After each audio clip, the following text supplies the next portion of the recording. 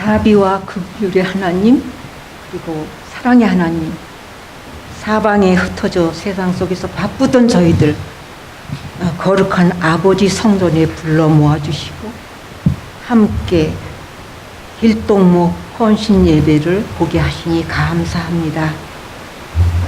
하늘문을 여시고 이 예배를 기쁘게 받아 주옵소서.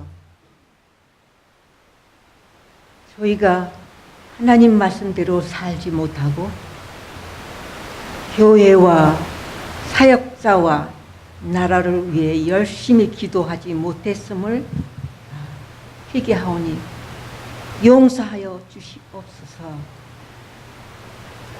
세상 속에서 또한 병들고 배고프고 외롭고 슬퍼서 울부짖는 이웃과 친구들을 외면하고 섬기지 못했습니다. 용서하여 주옵소서. 넓고 쉽고 편한 세상 길을 선택하여 하나님을 뒷전에 두고 내 마음대로 살았던 지난 날들을 회개합니다. 용서하여 주옵소서.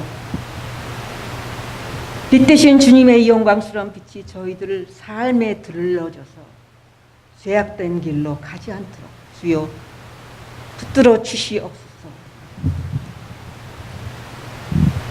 긍휼과 자비의 하나님, 대한민국과 이 교회에 그리고 온 백성에게 하나님의 은혜가 넘치게 하옵소서. 이 땅에 복음이 들어온 후 하나님의 자녀들에게 기도하게 하시고 나라와 교회를 위하여 눈물에 무릎을 꿇게 하셨음에 감사드립니다.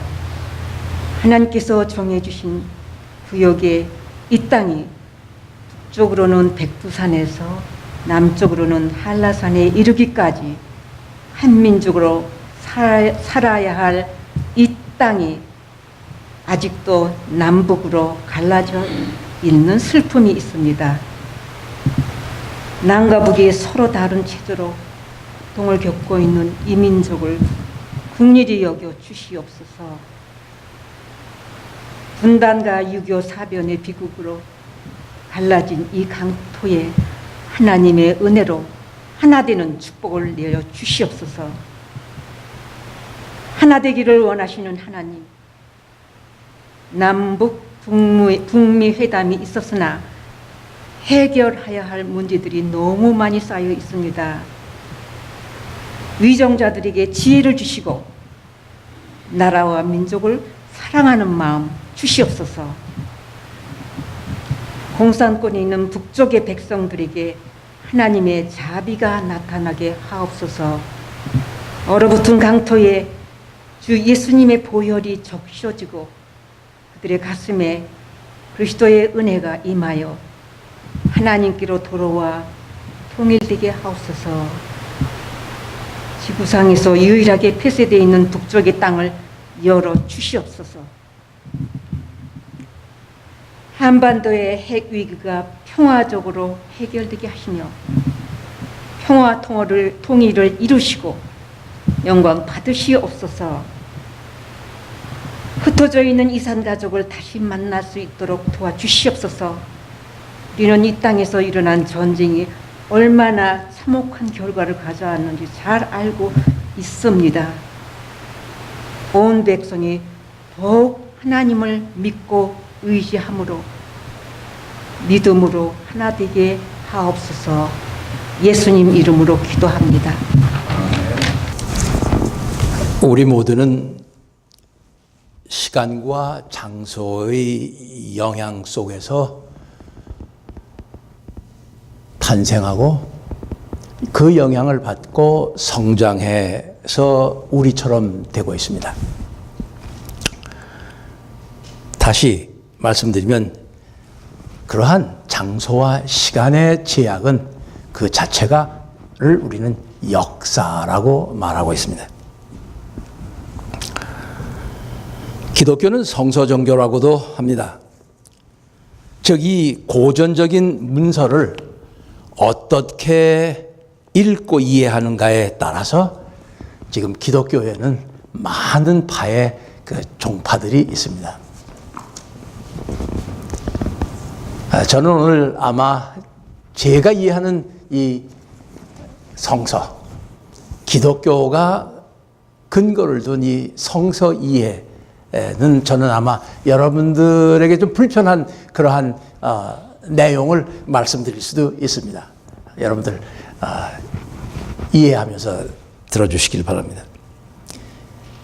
이 고대 문서를 축자적으로 글자 그대로를 믿어야 된다. 이것이 하나님의 말씀이라고 하는 그런 사람들에게는 저는 말이 통하지 않습니다.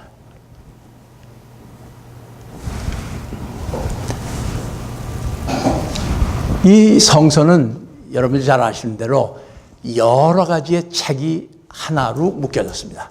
66권의 책이 하나로 묶여진 책입니다. 이 고전입니다.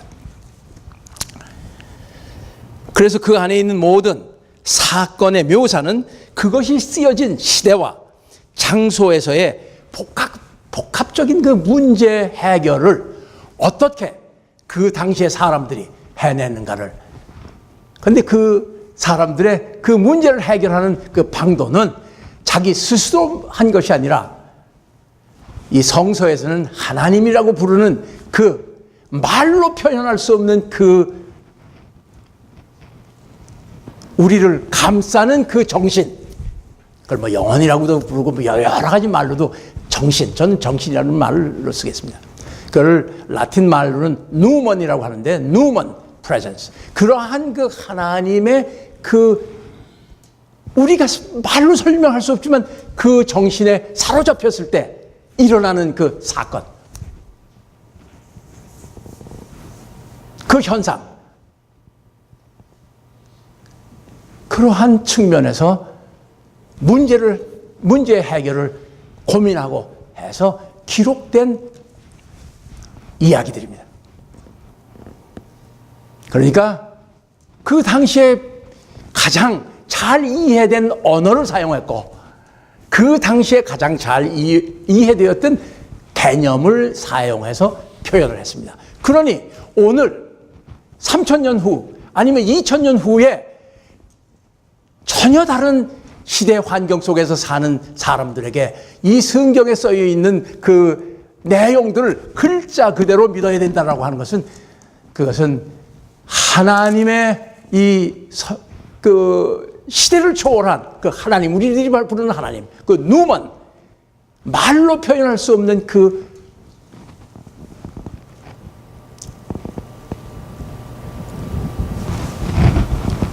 능력, 성스러움, 그것을 이 책에 가두어 놓는 저사, 잘못을 저지른다 이것입니다. 그 이 책이 쓰여졌을 때 나타나서 그 사람들과를 동기를 부여하고, 영어로 말하면 inspire, 뭐라죠? 영감을 불어주고 용기를 주었던 그 살아계신 하나님, 여러분들 제일 익숙한 말은 하나님이죠. 살아계신 하나님은 오늘 우리와 같은 역사적인 환경 속에서는 우리에게 어떻게 말씀해 주시는가를 헤아리는 것이 그 살아 움직이시는 누먼, 그 라틴 말에 말하는 누먼의 그 이에서 끌려가는 우리들의 모습, 그리고 그 뜻을 따라 살려고 하는 우리의 모습, 그리고 그 뜻을 실현하려고 하는 우리 모습의 표현이 달라져야 된다는 말씀입니다.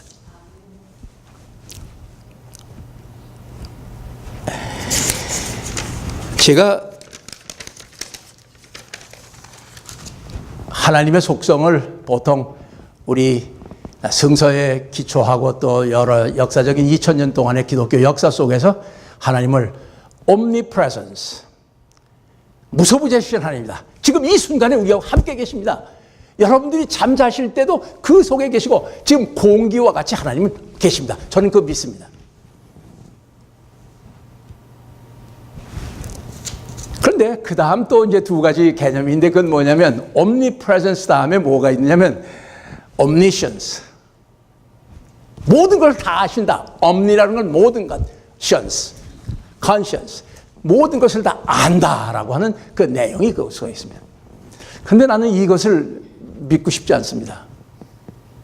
왜냐하면, 그리고 그 다음에 셋째로 뭐냐면 omnipotent. 그건 뭐냐면 하나님은 전지전능하시다. 그러니까 둘 다 합해서 뭐든지, 오늘 김정준 박사님의 찬송을 보시면 모든 것을 다 보호해 주시는 하나님이라고 하는데, 사실상 그 하나님은 우리를 보호해 주시는 게 아니라 그의 정신으로 우리가 정신을 차리고 조심스럽게 살도록, 그리고 우리에게 영향을 주어서 형성된 그 역사적인 그 환경이 잘못 우리를 인도한 것을 깨달을 때는 그것을 바꾸도록 하는 그 사명을 우리 사람들에게 주셨다라고 저는 믿기 때문입니다.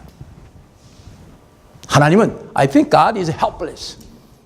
하나님은 손도 없고 발도 없습니다. 그는 오직 우리들을 정신 차리게 해주시는 정신입니다. 그것을 우리는 성령이라고도 부르는데 그걸 삼위일체, 그것도 나중에 형성된 것이지, 저는 그것보다 더 넓은 의미에서 이 하늘은, 이 성스러움은 우리를 움직이고 우리를 깨어나게 하는 그러한 시대정신, 그 시대에 우리를 인도하는 그러한 정신이라고 저는 믿기 때문입니다. 만약에 하나님이 그렇게 천지전능하시다면 왜 세월호에서 300명여 명의 아이들이 갇힌 후에 해군 사령관이 구조배를 보낸다고 하는데 누군가 막았죠? 2번이나. 많은 사람들이 쫓아가서 구호하겠다는데 접근하지 말라고 그랬죠. 왜? 왜 하나님이, 여러분들 천지전능하신 하나님을 믿을 수 있습니까? 역사에 대한 책임은 우리 모두가 하나님의 뜻을 헤아린 우리의 손에 달렸다는 사실입니다. 제가 이런 얘기 생각하면 분통이 터져서요, 소리를 지르지 않을 수밖에 없습니다. 용서해 주세요.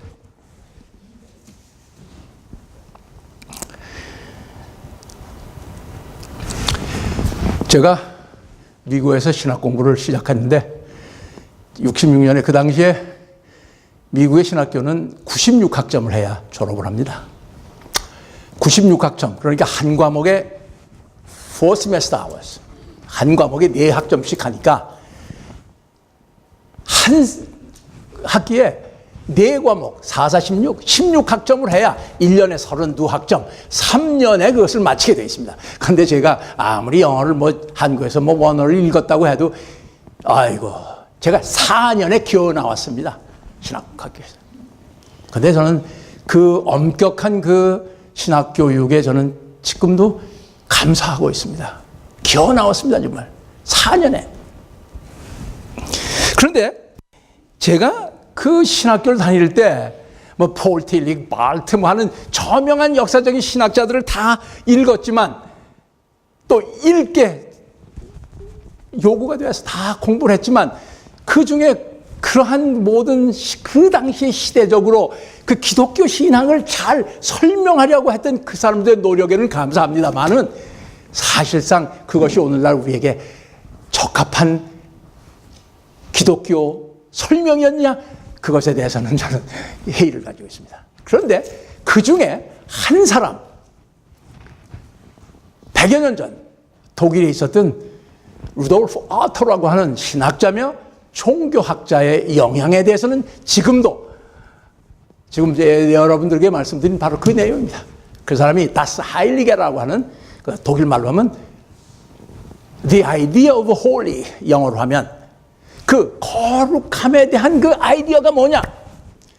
바로 이 거룩함이라고 하는 그 개념, 이것은 우리 신학자들이, 모든 사람들이 우리의 신앙을 알아듣도록 합리적으로, 이 논리적으로 써놓은 그 책들은 다 rational, 이성적이고 합리적인 그러한 내용들인데, 그러나 바로 이 das Heilige, the holy, the sacredness, 영어, 이거 서양에서 죄송합니다. 우리말로 이거 참 번역하기가 곤란합니다. 거룩하면 여러분들 교회 나올 때 이렇게 하고 이렇게 나오는 게 거룩, 그게 아니라 우리를 움직이는 영감을 주고, 그리고 긴박성을 느껴서 무엇인가를 하게 하는 그 힘.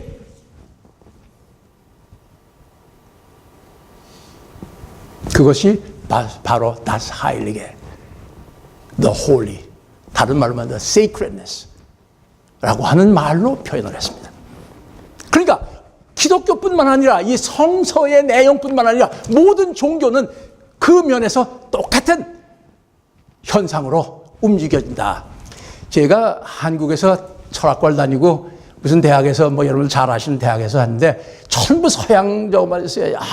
우리 신교가 들어와서 여성들에게 학교를 해서 여성과 남성이 동등하게 그 정말 얼마나 좋습니까? 사실 그 역사적인 사실이에요. 그런데 제가 늦게 아마 2006년인가요? 광주에서 6.15 공동 남북 해외 그 행사가 있어서 거기 광주에 갔다가 참 여기서 우리 그 원불교님들의 참 거기에 매력을 느꼈어요. 그래서 거기 원불교 그 당시에 그 양교문입니까? 그분이 그때 같이 있었기 때문에 거기서 이 광주에서 조금 올라오면 그 광양, 영광 뭐 하여튼 그 서해 바닷가 이 산 너머 내륙에 있는 그 원불교의 그 시초가 된 그 성지를 갔습니다. 근데 원불교의 시작이 간단해요.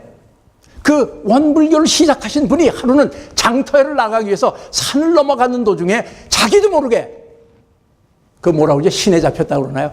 신에 잡혀서 서서 거기서 하루를 지냈습니다. 외세 일제가 나라를 강점하고 그 전에는 동학이라고 하는 농민들이 일어나서 이조 말렵의 그 어려운 상태에서 농민들은 수탈을 당하고 어려운 상태에 있는 아마 그 역사적인 환경 속에서 고민에 빠졌었겠죠. 거기서 각을 했습니다. 깨달았습니다. 그렇게 해서 시작한 것이 원불교입니다. 그리고 시작하자마자 그 원불교는 교무, 책임자를 여성으로 그 당시에 1910년대에 여성으로 교무를 했다는 사실입니다. 이거 보세요. 한국에서 대학 다닐 때 제 나라에서 발생한 이 종교의 근원도 모르고 미국에 와서 50년을 살았어요. 이게 바로 우리가 일제 말렵, 저는 일제도 지난 사람이고 해방 후에 계속 받아온 교육이 우리의 전통과 우리의 그 고유한 그 사상에 대한 교육은 시키지 아니하고 서양 철학, 저 기껏 중국 철학, 인도 철학 하면서 배우고 우리 속에 나타난 이 누먼, the holiness, the sacredness가 움직여서 형성된 원불교를 2007년까지 알지 못하고 지냈다는 사실입니다.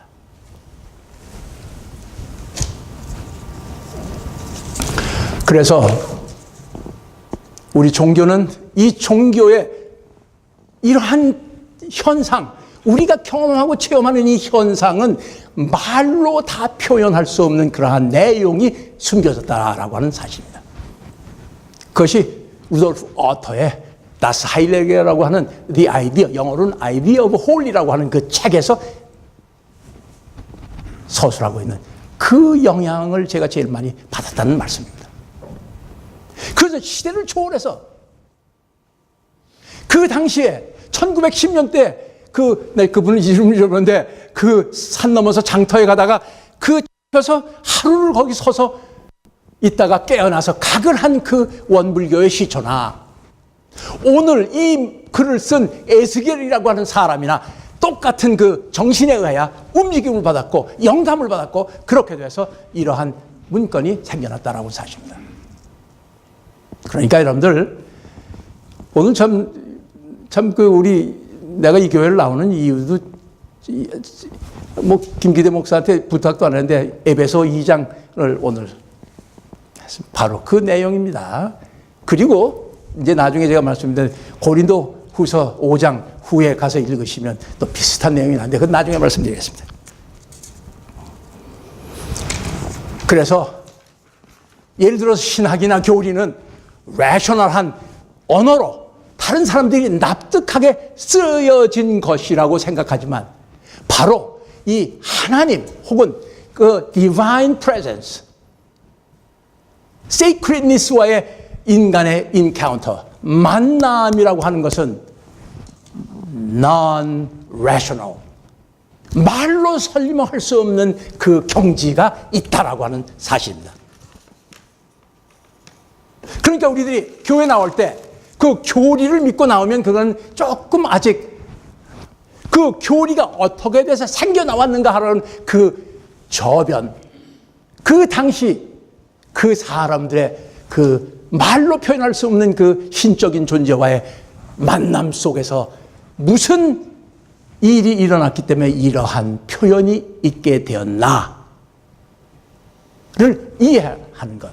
그리고 우리는 어떻게 하면 그러한 정신에 의하여 일깨워지고 눈을 뜨고 마음이 열려서 우리의 삶의 방향을 뜻있게 보낼 수 있겠는가. 여기 요전에 6월 11일 날 여기 있는 6.15 위원회에서 어디 한 곳에 모여서 이제 싱가포르 그 이 조미 정상회담을 보는데 어떤 여성이 그 먼저 계시는 그 정창문 법사님이 거기 저 젊은 사람들 모이는데 돈 좀 갖다 줘라. 좀 밥값이라도 해라고. 참 좋네. 좋은 분이에요. 그 사람이 그걸 심부름차 거기를 가지고 착 들어갔는데 막 그 당시에 화면에 서로 원수로 여겼던 김정은 위원장과 트럼프 대통령이 아주 손을 잡는 것을 보고 자기도 모르게 눈물이 확 쏟아졌답니다. 바로 이것이 누먼의 활동입니다. 교회 안에서만 생기는 게 아니라 역사 속에서 자기도 모르게, 그러니까 이 that's highly게 the holiness 혹은 sacredness, 그 성스러움이라고 하는 것이 우리를 덮쳐올 때는 말로 표현할 수 없는 전인적인 반응을 일으키는 것이 바로 성령의 역사, 우리가 교회에서 좋은 말로 여러분들이 다 이해하는 성령의 역사라고 하는 말씀입니다. 그것은 꼭 교회 안에서만 벌어지는 게 아니라 우리의 일상생활 속에서 뉴스를 보면서 누구와 대화하면서 그 속에서 아하! 자기도 모르게, 그러니까 바로 이러한 말로 표현할 수 없는 그 누먼, 그 sacredness, 그것이 우리를 덮쳐올 때, 그것에 의해서 영향을 받을 때 우리는 전인적인 반응을 일으키게 된다. 그렇게 돼서 우리는 삶의 새로운 의미와 방향을 설정하게 된다라고 하는 말씀입니다. 이것이 제가 신학교 다니면서 다른 저명한 신학자들은 지금 뭐 읽으면 그 당시 2차 대전 이후에 그 위기 신학 속에서 그 당시 뭐 여러 가지 타당성이 있었습니다. 그러나 바로 21세기 오늘과 같은 때에 지금 폴 틸릭, 바르트 읽으면 뭐 물론 좋은 게 있지만 루돌프 어터의 이 종교 현상에 대한 그 설명만큼은 따라가지 못한다라고 하는 그러한 것을 느끼게 되었습니다. 바로 이러한 그 sacredness, 그 성스러움이라고 하는 말로 표현할 수 없는 그 non-rational한 그 힘이 우리를 덮칠 때 우리들은 energized, 뭐라 그러죠? 힘이 생기고 영감을 받고 그리고 urgency, 긴박성을 느끼게 된다는 겁니다. 긴박성을 느끼게 된다. 자, 그러니까 4월 16일 2014년인가 그 세월호가 터졌다고 하는 말을 듣고 이 지역에 있는 그 엄마들이, 여성들이 정치에는 관심 뭐 나오지도 않던 그러한 분들이 다 길거리에 나와서 왜 이렇게 됐느냐? 왜 정부가 움직이지 않았느냐? 그것도 바로 이 누먼, the sacredness가 많은 사람들의 마음을 휘어잡고 이것은 역사 속에서 청산되어야 될, 규명되어야 될 것이라고 하는 그 지시를 받고 움직이게 한 힘이라는 겁니다. 그것이 바로 루돌프 어터의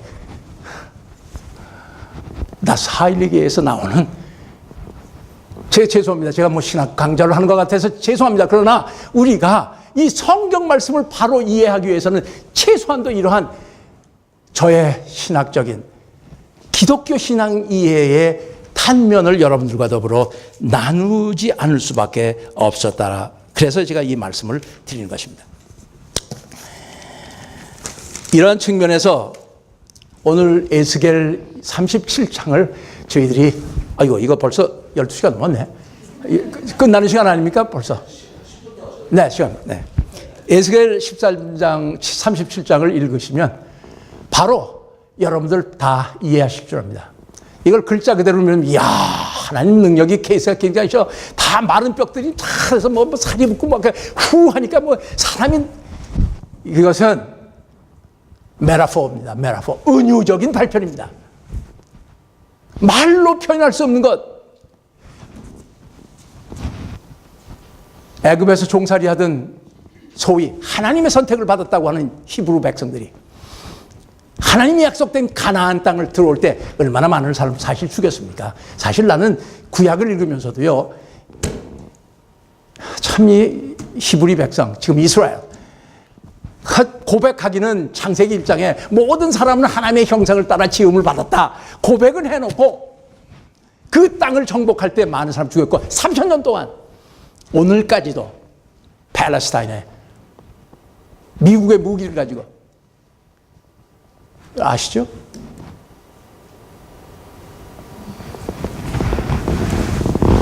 (1100년경에) 한 민족 이스라엘이 남북으로 갈라졌습니다. 분단됐습니다. 그리고 900년대에 아수리아의 침공을 받아서 북왕국 이스라엘은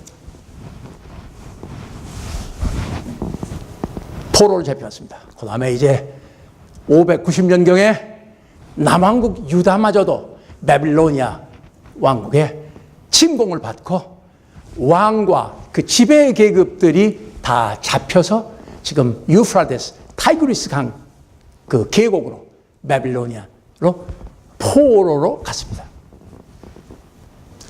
바로 이러한 상태에서 에스겔이라고 하는 사람은 포로로 간 자기 나라의 왕과 지배 계급의 영혼을 돌보는 목사로서 종교적인 지도자로 함께 갔습니다. 거기서 이 사람이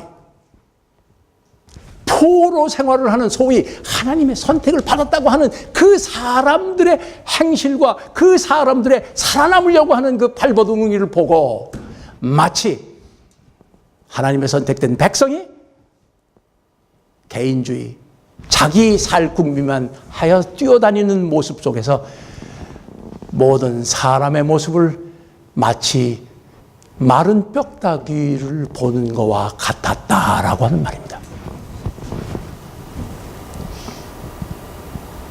그래서 이 사람들의 생명을 전인적인 생명, 뭐 육체적인 생명이 아닙니다. 정신과 육체와 모든 사람으로서의 뜻있는 사람으로 만들기 위하여 지금 에스겔은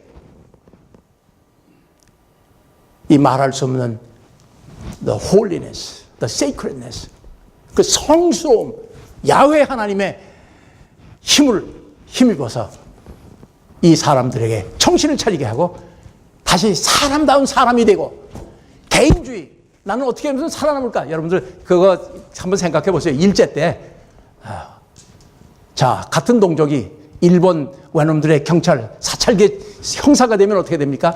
자, 누가 독립운동했는데 뭐 한데 데려다가 치고 너 이런 거 했지 고문하고 해서 죽이든지 감옥서 보내지 않습니까? 똑같은 우리 한국 사람이 일제 군대에 나가서 만주벌판에서 독립운동을 해서 항일무장 투쟁을 하는 사람들을 잡아 죽이지 않았습니까? 똑같죠? 이스라엘 백성이라고 뭐 별날 줄라고 생각합니까? 똑같죠? 지금 바빌로니아에 포로로 간 사람들이 내가 어떻게 하면 좀 해서 배급비를 조금 더 할까? 남을 딛고 일어나서 뭐 별의별 추태가 다 많았겠죠.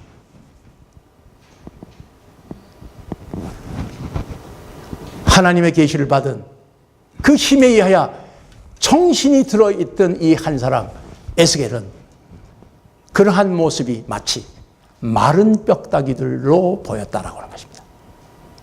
그래서 그는 그 어려운 상태에서 그들을 깨우쳐서 다시 개인적으로 모두 깨어나게 하고 그 다음에 그 사람들이 자기 개인만을 위해서 존재하는 것이 아니라 한 민족으로서의 정체성을 다시 되찾아서 다 살아나니까 마치 군대와 같았더라. 군대와 같았더라.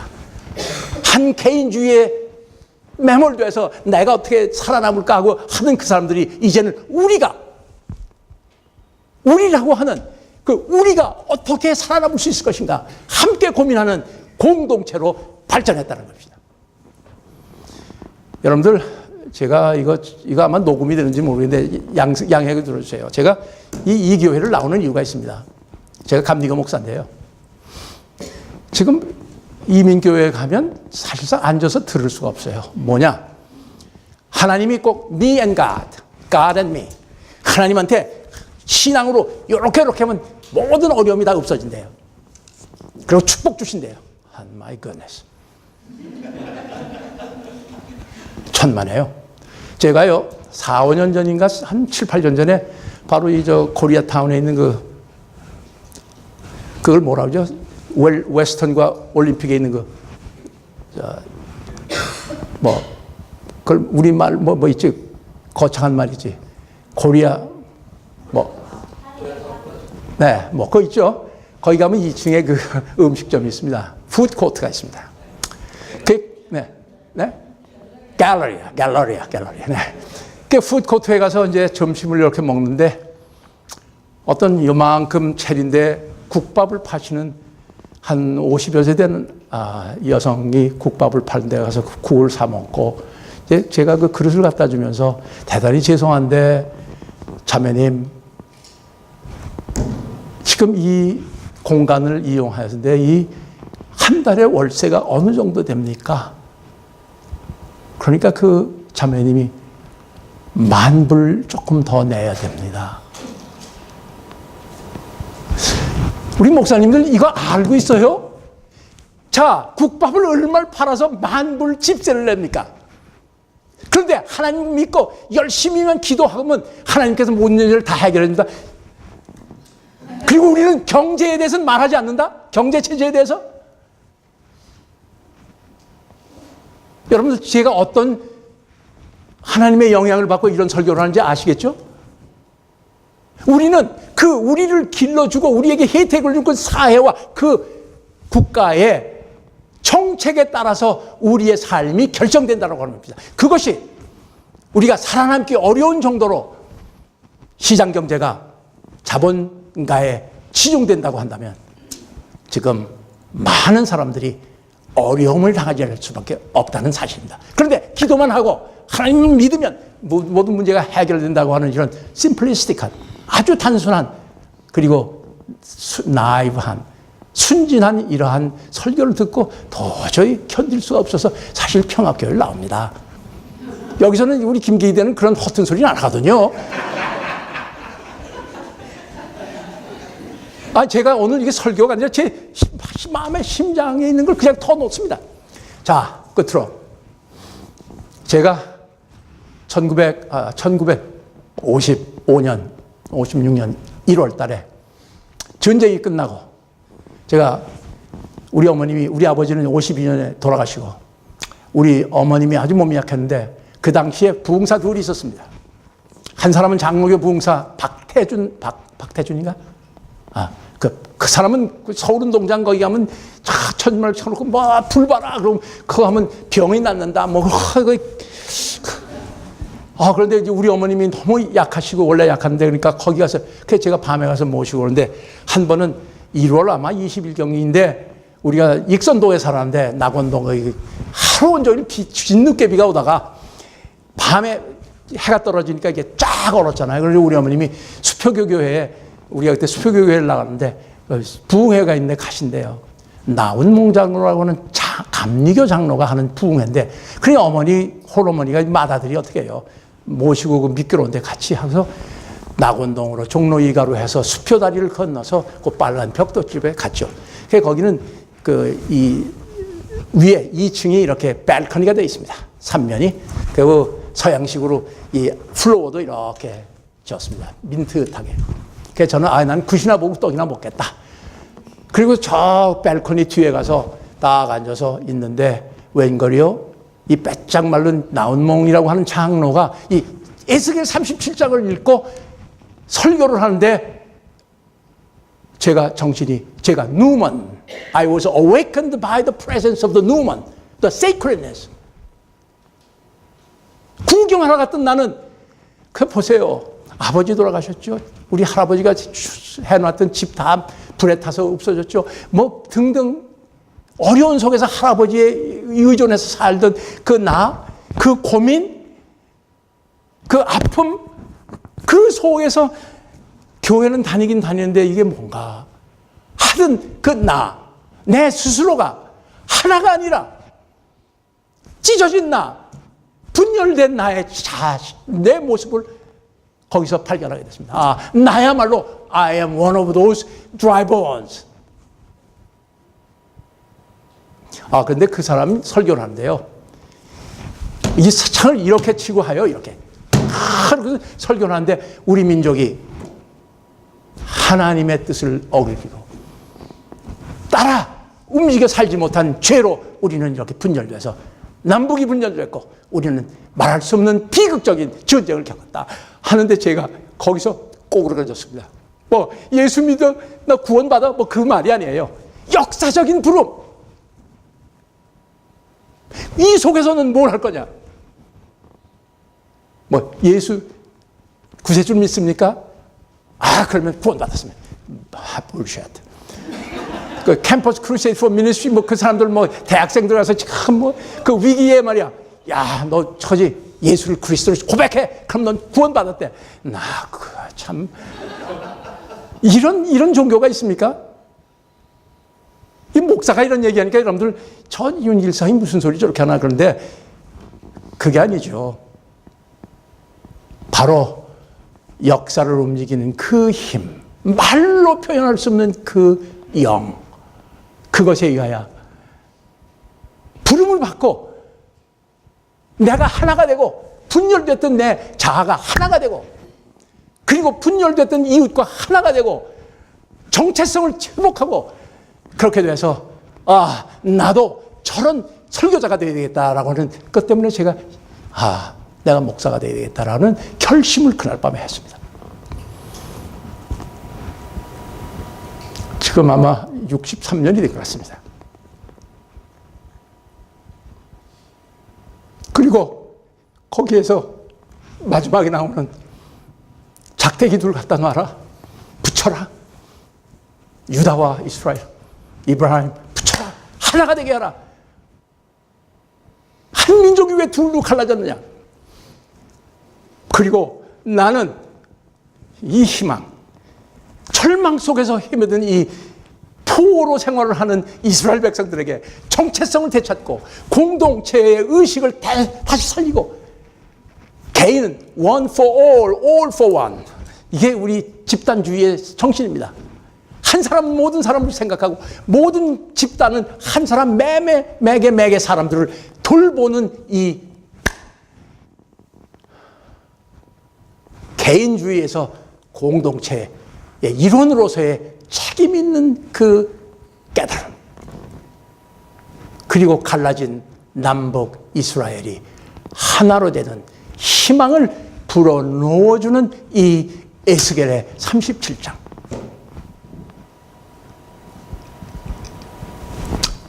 이 정신 때문에 제가